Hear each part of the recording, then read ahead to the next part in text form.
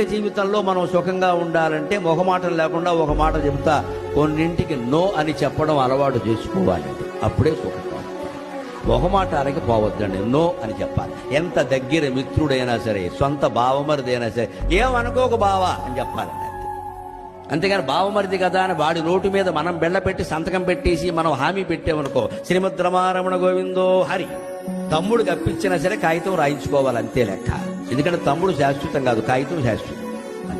తమ్ముడి మీద అనుమానం కాదు, అక్కడ అనొచ్చు. తమ్ముడు కాకపోతే తమ్ముడు భార్య అనొచ్చు.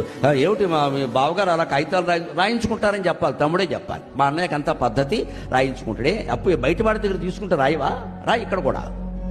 ఎందుకంటే తమ్ముడు అన్నగారు వీళ్ళెవరూ శాశ్వతం కాదు, నా కాగితం శాశ్వతం.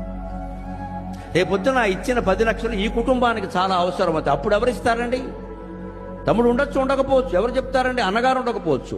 ఎవరైనా అబద్ధం ఆడొచ్చు.